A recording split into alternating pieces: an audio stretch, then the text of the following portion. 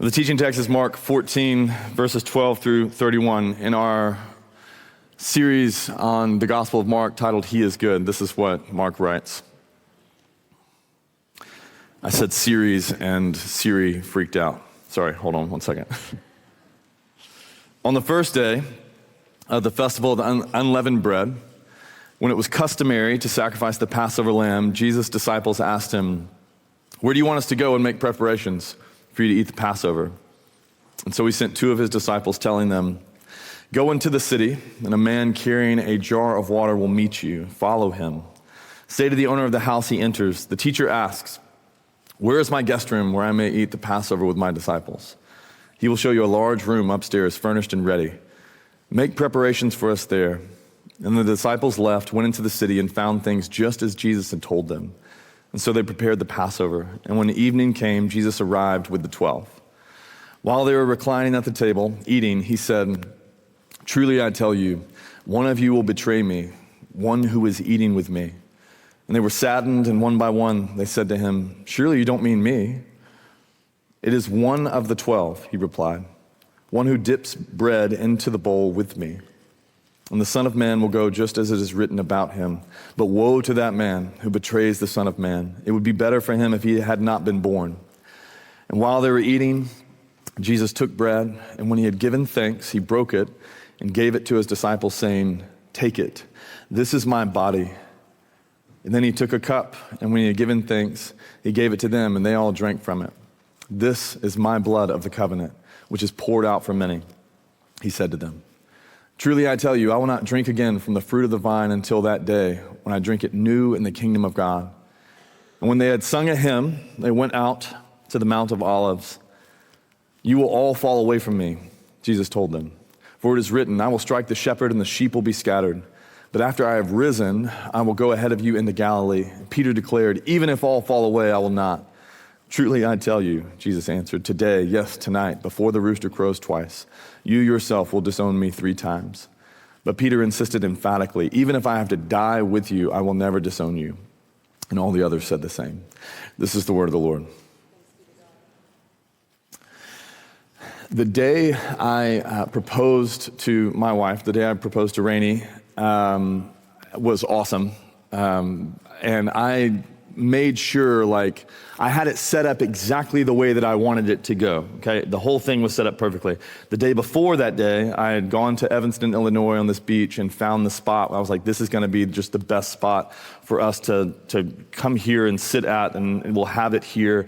The day of, we had bought her favorite foods and some of our favorite snacks, packed our favorite books to lay on the beach and read, and we packed some games and stuff to play, and we had a blanket there and the whole thing. I had a cameraman hiding in the trees to document the whole thing because that was something that she wanted, and so I had prepared everything. This is even before Instagram, so we were just balling hard. It was just what we needed to do. I had the ring. It wasn't in a pocket. I think it was in my backpack or something, but it was in this special spot that I could get to really fast, but she wouldn't know that it was there and she wouldn't find it. Everything of that day, everything for that day was set up exactly the way that I wanted it to go, because to me, I needed to ask something very important and I needed the answer to go a very specific way. I need this to go this way. I need to tell you something very important. And so everything has to be set up very, very perfectly in order to communicate this message to you. I say that because that's what Jesus is doing here. He's doing something similar with the Passover meal. You see in verse 13 through 16, he has set up everything exactly the way that he wants it to go. He's already communicated this to somebody. He's already got a plan in place. He wants to express something to his disciples and to us now who are reading this text. But he is setting this meal up to communicate something very, very important. N.T. Wright in his commentary says this meal is not just another meal. This meal will say what Jesus most wants to say to his followers. This is exactly I want to say something very, very specific. And so what I want to do today is look at 2 things that are communicated, that Jesus communicates through this meal. And the first thing that he communicates is that he chose to suffer for us. And the second thing that he communicates is that he wants to set us free from slavery. So the first thing that Jesus communicates through this meal is that he is choosing to suffer for us. In verses 18 through 21, Jesus tells the group that he knows that he's about to be betrayed. He tells them about the betrayal, and he gets super specific when he does it.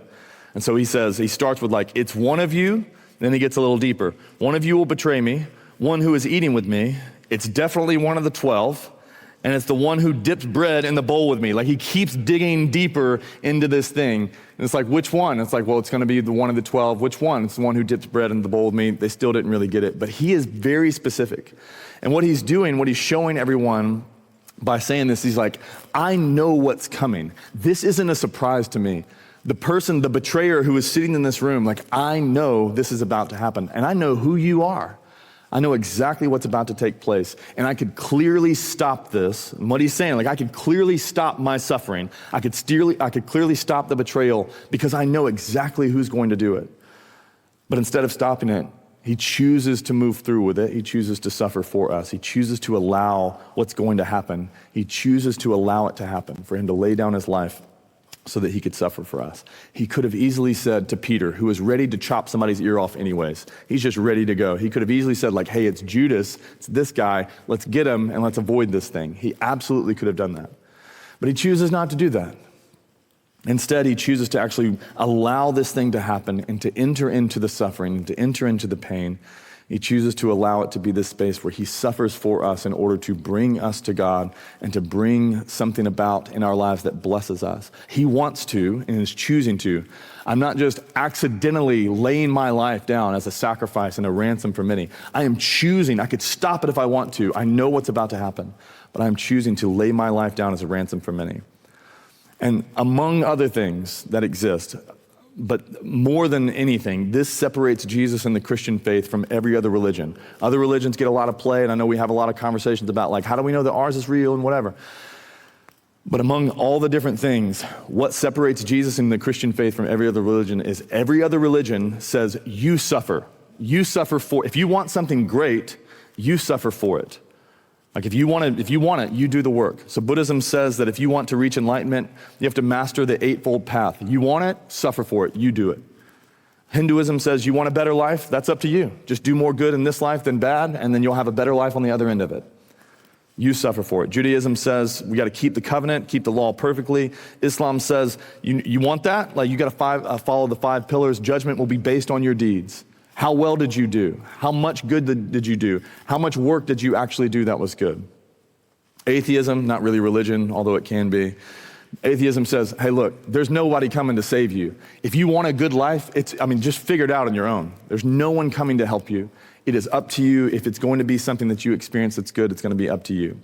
And so they all say, every other religion says, if you want something better, if you want a better life, if you want something good on the other side of it, if you want to get to God or enlightenment or however they talk about it, if you want that, that's fine. But somebody has to suffer for it, and they all say, you got to suffer for it. Jesus is the only one that says, I will actually do that thing for you. I will pay the price. I will be the one who suffers for you. I'll do the work that you're actually supposed to do. I will do the work in order to bring you to God.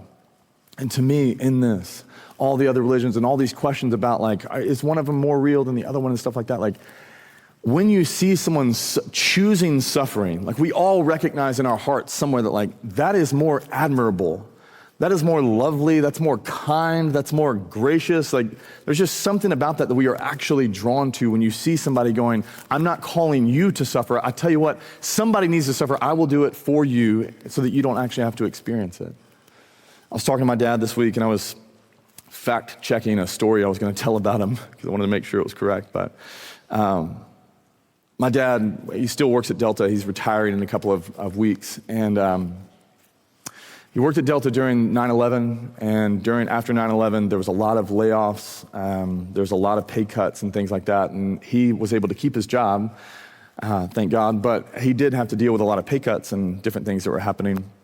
And we were able to afford our bills and pay for our bills, but that particular year, we just weren't going to be able to have Christmas. Like we had no money left over at the end for Christmas and Christmas gifts. And so what my dad decided to do was to get a second job. And so he woke up at 5:30 in the morning to go to Delta for work, got home around, or left work around 5, and then got home around 5:30 if the traffic was good. Then he would have dinner with his 4 kids, talk about our days. He checked our schoolwork, shoot basketball, throw the baseball, whatever, and then he would head back to work to the Toys R Us shipping warehouse that was right up the street, and he would work from 7 p.m. to 2 a.m. And he'd get off at 2 a.m., drive 15 minutes home, get in bed around 2:30, sleep until 5:30 in the morning, and then do that again. And he did that 5 days a week, every week for a number of months in order just to make sure that we could have a magical Christmas. And as a kid, like, I didn't understand that. Like, I didn't understand what he was doing. I told him, I was like, I got mad at him for leaving every night. And then some nights he'd be driving from Delta, from Atlanta, down back into Henry County, where we're from, and he'd hit traffic. And so he actually would be so late in traffic, he couldn't come home for dinner. He would have to just continue going straight on to Toys R Us so he could be there on time. And I was so mad at him for doing that. And just like, why are you doing this thing? Not real. I'm like, Santa brings us gifts. And he was just, you know, like, didn't say anything about any of that. He was just doing his thing. And he told me, he goes, y'all never knew. He goes, but there were some nights when I couldn't make it home because of traffic, so I had to go straight there. And there were some nights where, like, 3 nights in a row, like, I didn't see you guys at all. Like, I left in the morning before you were up. I got home while you were in bed, and that just happened over and over. And he was like, every time I'd sit in the parking lot at Toys R Us, and I would just weep because I could not see my kids. Like this whole thing that he was just walking through and just not unable to see his kids. But he was like, but I'm doing this for something good. I'm doing this for something good. And I was talking to him about it on the phone, and I got him, like, I was like, as a kid, I was stupid and didn't understand. But as an adult, like, it makes me emotional because he was just choosing to suffer on behalf of his kids, choosing to do something that we obviously couldn't do. And he was choosing to do that for his kids, all because he wanted to give us Christmas presents, which honestly we probably, you know, played with for 2 weeks and then forgot about or broke real fast. And it was like, but he was still trying to do this thing to make our Christmas great. And to me, it's like, people like that. Like, it demands admiration. There's something about, like, he could have been like, no, 5-year-old, 7-year-old, 10-year-old, like, you go get your own job. I have a job. I work at Delta. What do you do? But he didn't do any of that. Like, he obviously, he didn't say any of that to his kids. He was like, I will take the hit. I will do the thing. And so he chose, my dad chose to find a way to buy stuff for us. And I think, to me, like, when you look at Jesus and what he's done, he's like, he has done that and more. He has done completely more than that. Every other religion is telling you, like, you go buy your own Christmas presents. And Jesus is like, no, I'm not going to make them do that. I actually want to make a way where they can actually experience something better for themselves, and they don't have to do it. I will take that on. I will suffer for them. Greg Boyd, one of my favorite quotes, he says, despite our sin, our Creator thinks that we are worth experiencing a hellish death for. In fact, it was for the joy of spending eternity with us that Jesus endured the cross. In other words, the cross reveals our unsurpassable worth and significance to God. Our unsurpassable worth and significance to God. So every time we take the bread and the cup, every time we do that every single week, it's supposed to remind us that, like, he believes that we are worth experiencing a hellish death for. And so this is why he's worthy of our worship, not just like our consideration. Like, he's worthy of our actual worship, to, like, lay down everything for him. Like, no one has treated us this way. No one has done to do this. No one has chosen to do this except him. Everybody else requires us to pay the price, and he's like, I'll pay it for you. This is why he's worthy of our trust. Anybody who's willing to lay down their life for us will also take care of the other needs that we have throughout our world and throughout our days and all the different things. If he is willing to lay down his life for us, how much more will he willingly take care of my everyday needs? So Jesus is communicating, I could stop it, but I'm choosing not to. Out of love for you and to do something for you, I am choosing to suffer so that you can actually experience something far better. So that's the first. The second thing that Jesus communicates is that he wants to set us free. He wants to set us free from slavery. He wants to set us free from slavery. We see this in verse 22 through 24, but before I read it, because I'm going to read it here in a second, in order to actually understand that Jesus is saying this to us, that he is saying, like, I want to set you free specifically from a slavery, you have to understand what he's doing at this meal. And so Jesus is celebrating this time, this text that we read with the bread and the cup. He's celebrating the Passover, the ancient practice of Passover, where they took food and they took drinks and they took liturgy and they took all these things, and it was a way for them to behold and remember and be reminded of, do you remember the time that God redeemed us and saved us out of slavery in Egypt? This is what the practice is, and that's what Jesus is actively doing right there. It's a Passover celebration. And everything at this Passover celebration was supposed to remind everybody sitting around the table, it's supposed to point back to what God did in Egypt and how he redeemed them and saved them out of slavery. And so there were 6 elements, symbolic elements that they were required to have on hand. And if you come to the Seder supper with us here in March, you'll experience some of this. But the 6 symbolic elements that they were supposed to have in order to recall what God had done. The first was they needed to have unleavened bread. Unleavened bread, and you had this because when Israel left Egypt, they left in such haste that they took their dough before it had leavened. And then there was a bowl of salt water that they had on the table. This was to remind them of the tears that Israel shed while in bondage and slavery. Also to remind them of the waters of the Red Sea through which God had brought them out on dry land. Then there was a collection of bitter herbs, horseradish, celery, parsley.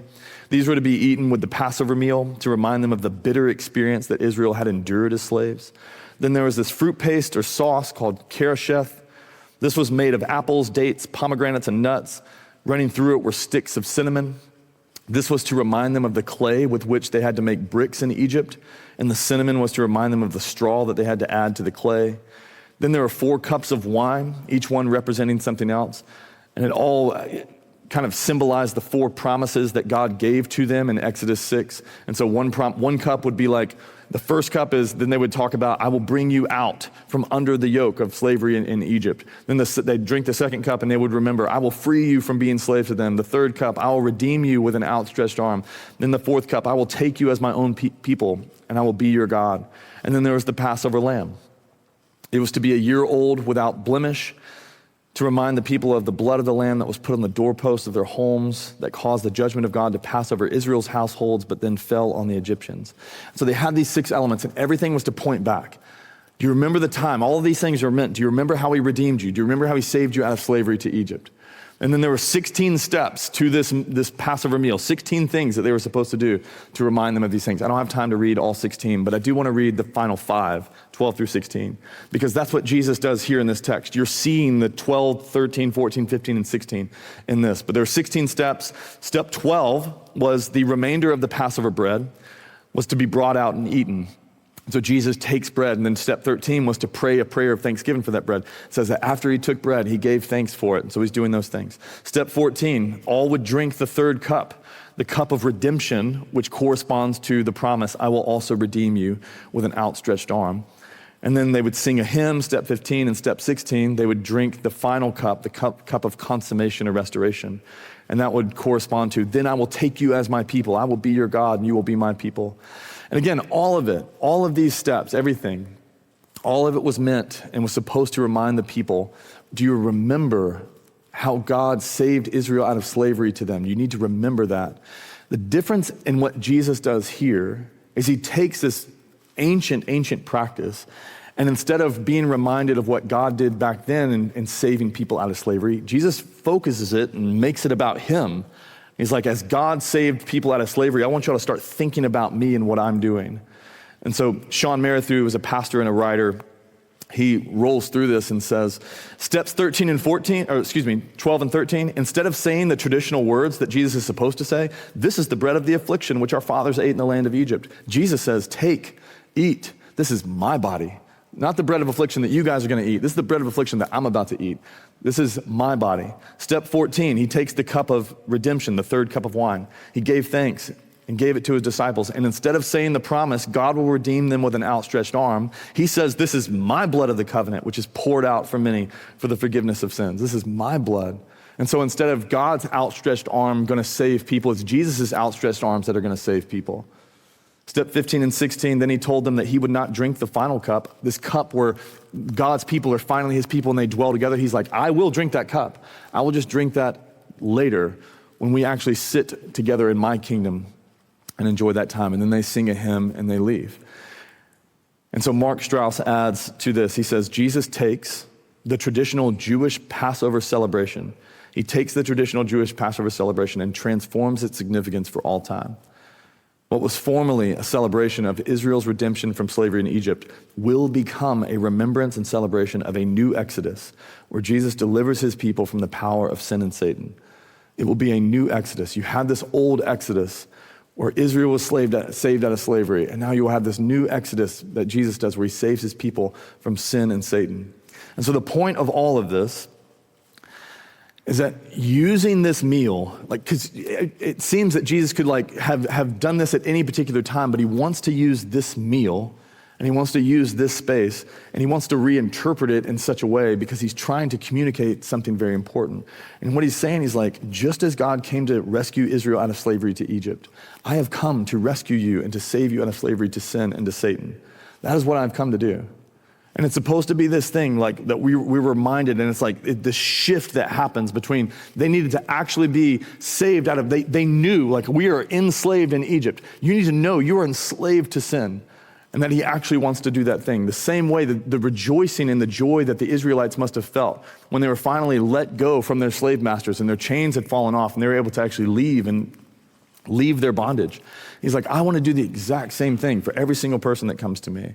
And so the blood of the lamb back then that you dabbed on the doorpost released Israel out of slavery to Egypt. Now the blood of Jesus, who is the Lamb of God, will release us out of slavery to sin. That is what Jesus wants to do for you. And so if you've ever wondered, what does he want with my life? What does Jesus want to do? I'm new to this Jesus thing. What does he want to do? What he wants to do is he wants to free you, and he wants to free me from being enslaved to sin. He sees us as people who are enslaved to something lesser, something worse, something death-like instead of life-like.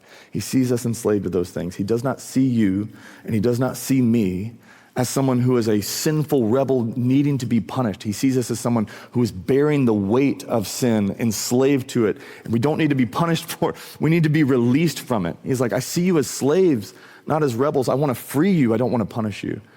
That's what he wants to do. He sees us as enslaved to sin. And I was at a conference this whole week, and I was talking to Boyd, and I've talked to my wife about this, but my trouble with telling people that they're enslaved to sin is if you were to go to an Israelite slave and go to a slave in Egypt and say, hey, Israelite slave, good to see you. Sorry about this. You're enslaved to sin, you're enslaved to Egypt. They would say, of course I am. I know that. I know that I'm enslaved to Egypt. If you told them that, they would know that. To me now, if I tell someone you're enslaved to sin, people look at me like I have two heads. They're like, what are you talking about? No, I'm not. Doesn't make any sense. It's so hard to communicate to somebody hey, no, genuinely the scriptures say that. It's well, I don't believe the Bible, and therefore that doesn't apply to me. It's okay. And so it's so difficult to say this to someone. And so Jesus' good news of I want to release you from slavery is supposed to hit us as thank you, thank God. Because if somebody, when God came to Israel and said, I'm going to save you out of slavery, they were thrilled. This is going to be amazing.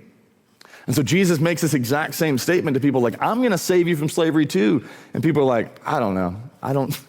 I could stop sinning whenever I want. I'm actually not trapped into this thing. And so if that's you, if you're just I don't think any of this is real, I don't think I'm actually enslaved to sin, what I would encourage you to do is just consider other people in your life that you do think are trapped in something. Because I think we're pretty good at seeing in other people's lives, honestly, if you would just make this decision, and this decision, all of your problems would basically go away. You're just terrible at living, and if you would do something different, it would be better. And so we have people in our life, sometimes it's your kids, sometimes it's your best friend, and you just can't say anything, sometimes it's coworkers, and they're I just don't know why life is so hard. And it's I have 3 reasons, and they're all about you. You can look at those people and you can see them trapped in something. And you could say that all they need to do is something different. It's but they're trapped. They're blind to it. They can't even see it. And to me, if you can see that in someone else's life, you just see them stuck, and you're dude, until they change, they're never gonna have something different. They want something different. But until they change, they're never going to experience it. If you can think of somebody where that's true of you, there is somebody that can think that about you as well. If you can see that in somebody's life, they can see it in your life. And if you just know, if you're no, I know I'm trapped in sin, I have some things that are just ruling my life. If you know that, then I have good news for you. Jesus' one and only goal, he's I am choosing to suffer, to set you free, to break those bondage chains. The chains are invisible and they're hard to see. Your slave master is invisible and is hard to see, but they still exist, and I want to set you free. And so Jesus is saying, what I want to do is I want to set you free from those who are enslaved to sin, and that's all of us. And you get this picture of what slavery to sin actually looks like, because it's so subtle and it's so small, but you get a picture in the disciples of what it actually looks like to be enslaved to sin. And so look at verse 27 through 31. Jesus basically says, you're going to live a life you don't want to live. And they're like, no, we're not. And he's like, yes, you are. You're going to fall away. I will strike the sheep, or the shepherd, and the sheep will be scattered. After I've risen, I'll go ahead of you to Galilee. And Peter declares, look, man, I'm not going to fall away. I'm the best. All these fools could fall away, not me. I will not. And he says, truly, I tell you, you're actually going to double down tonight. You're going to, before the rooster crows, twice yourself will disown me. You will disown me 3 times. But Peter insisted emphatically, even if I have to die with you, even if I have to die, I will never disown you. And then all the others are like, yeah, us too. And so it's this space where Jesus is telling them, you are going to live a life that you're actively trying to avoid. And what does it mean to be enslaved to sin? It means making every single decision in our lives trying to lead us to abundance. I want to make this decision in order for this to go well in my life. No one is sitting there going I can't wait to blow my life up into a million pieces and make it as miserable and as terrible as possible. So I'm going to make decisions in order to get that way. Nobody does that. All of our decisions are made to make our lives more comfortable, more easy, and to lead us into abundance. All of our decisions are that way. And that's theirs as well. They're like, we want to make decisions that make our lives better. And you need to see that. They actually don't want to fall away. They don't want to live that life.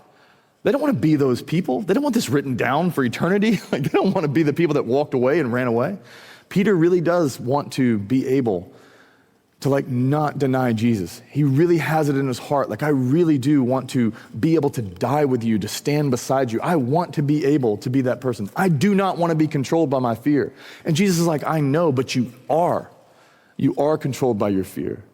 You are controlled by all of these things. And so even though Jesus gave them a heads up, hey, here's what's coming, even though all of their best intentions are I want to live a better life than what you're telling me I'm going to live, even though I'm aiming at something better, even though I'm trying to make different decisions, somehow they still do this thing. They live the life that they were trying actively to avoid.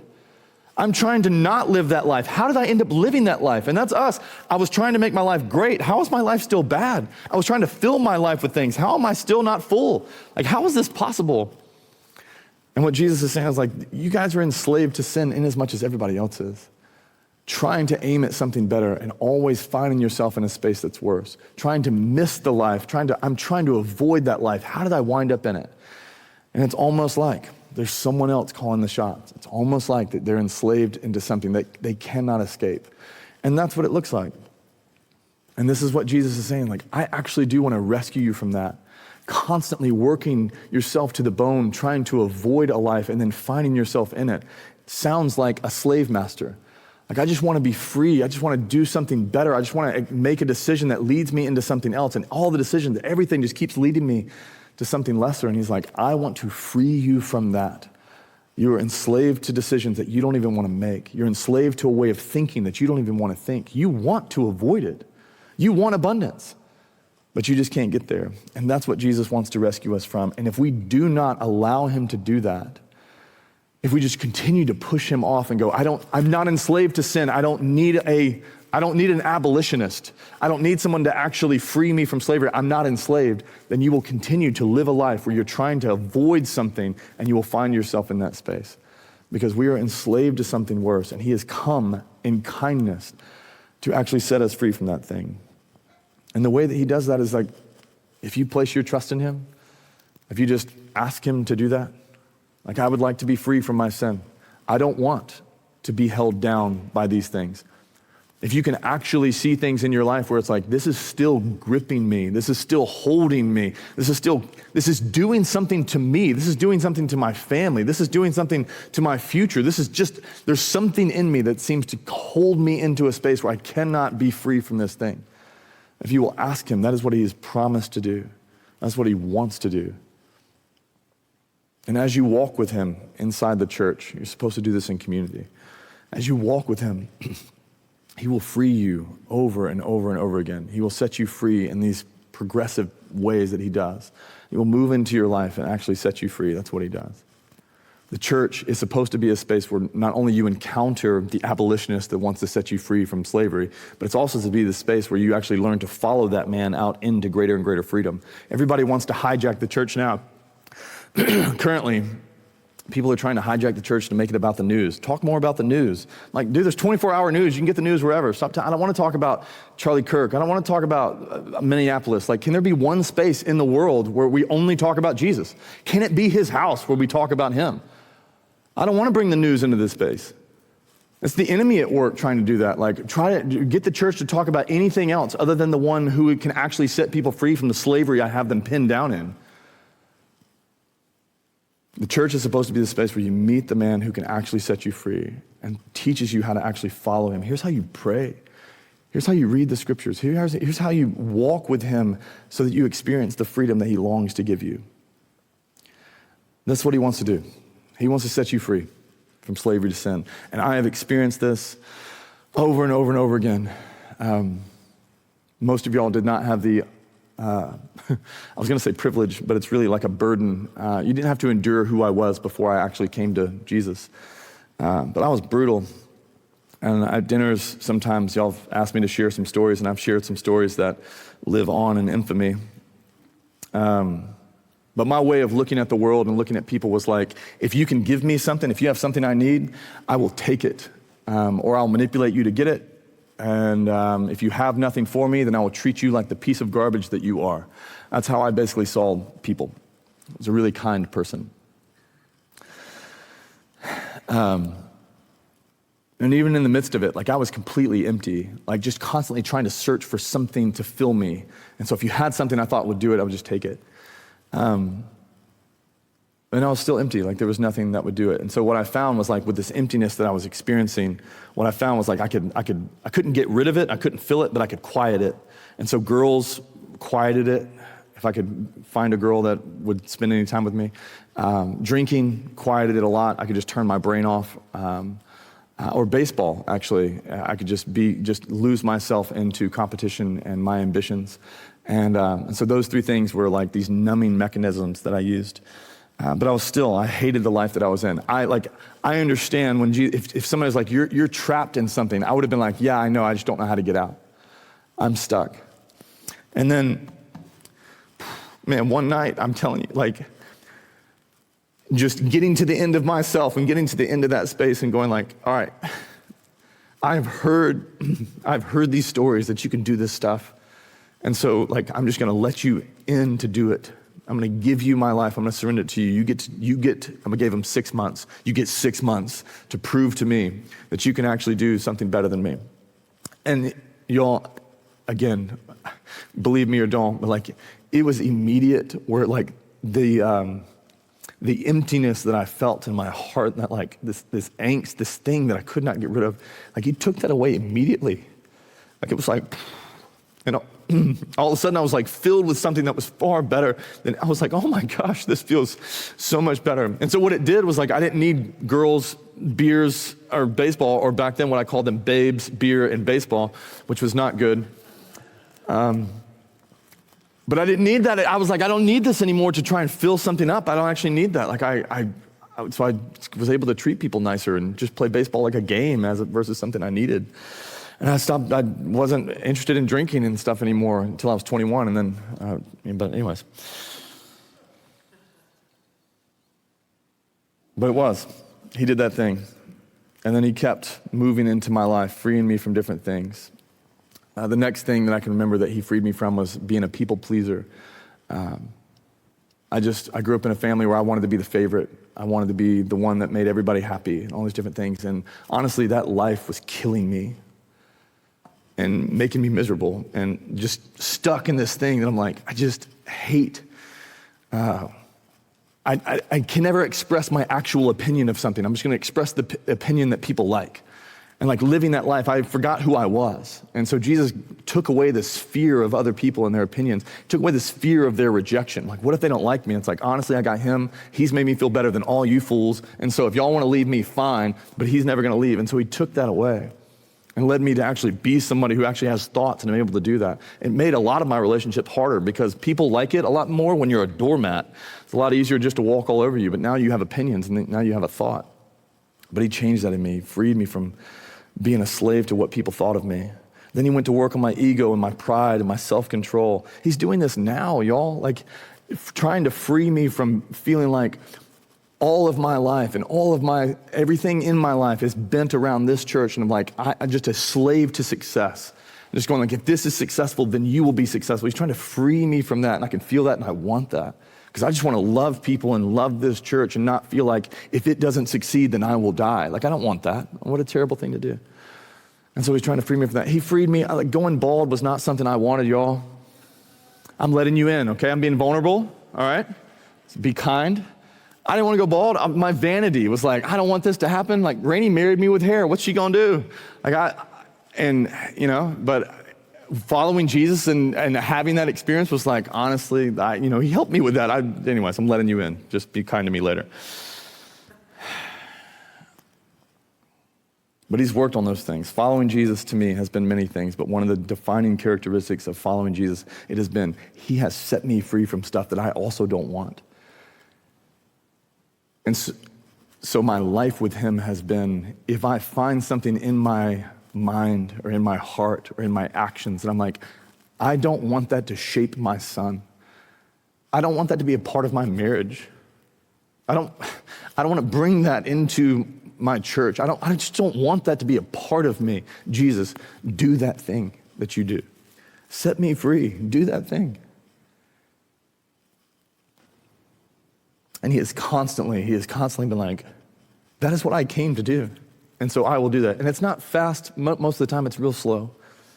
But over the past week, I was reflecting on, at this conference with Boyd, we went together, which was awesome. But I just reflected on like, why do I preach? Why don't I just go do something else? Why do I preach about Jesus? Most of the people I tell these stories, they don't even believe half of what I'm saying anyways. Why am I doing this? And I really came back to, just in a time of prayer, I just came back to like, my experience isn't fake and I'm not lying. He actually has set me free. And so I'm just gonna give my life to try and convince people who are stuck and enslaved in sin. I'm gonna try and convince them to believe that he actually will do that. He actually can lead you into something greater. He has better plans for you than you have for yourself. His ambitions for you are grander than what you have. And so I just wanna give my life. Like, are you gonna continue doing this? Yeah. I'm like, well, people don't believe half of what you say. It's like, well, I'm gonna do my best to try and convince them. You'd be shocked what I was able to convince people of in high school, and that was with sin. I'm gonna try and do it with Jesus now. And like, just try and tell them like what's true about him, because he's done this for me, and I want them to experience what I've experienced. He will set you free. He will do those things. And so if you have not surrendered your life to Jesus, I don't know what you're waiting for, but you should do that today. You should tell him, I do not want to be enslaved to sin. Would you please set me free? You should pray that to him and tell that to him today. That's what he wants to do.